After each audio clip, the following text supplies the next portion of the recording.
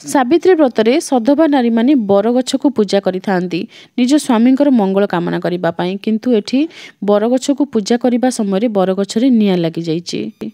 वृक्षंकर पूजा प्रकृति पूजा करिबा समय प्रकृति माता को कष्ट न देकी किपरि पूजा करि परिबे ताहा आपण चिंता करिबे।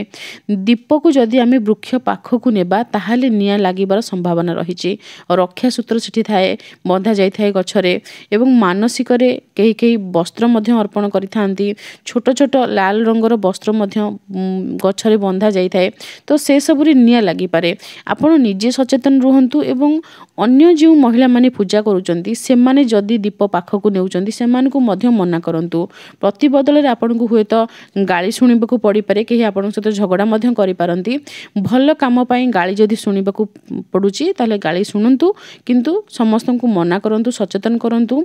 जदि आमे निजे चुप रही जिबा ताहाले किए आउ ये सब जिनस बंद करिवो।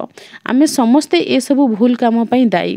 तेणु आपण को सामने जदि भी कोनोसी जगार कोनोसी प्रकार रो भूल काम हेउची ताहाले सेठी निश्चय प्रतिवाद करंतु एवं ईश्वरंकर एभली भाबरे जो अपमान हेउची एवं प्रकृति मातांकर जो क्षति हेउची ए सब जिनस को बंद करिबारे आपण सहाय्य एवं सहयोग करंतु। निजे भूल काम करंतु नाही, किंबा जो माने भूल काम करूचंती सेठी मुह बुलेकी पळै आसंतु नाही। सेमान को जेमिति हेले आपण बुझेइबा को चेष्टा करंतु। सिए बुझिबे बा न बुझिबे ताहा तो ईश्वरंक ऊपर निर्भर करिथाए, किंतु आपण निजर कर्तव्य करंतु। जदि ए स्थान रे केही जणे भी कर्तव्य करिथांते आज ए गछ पोड़ी नथांता।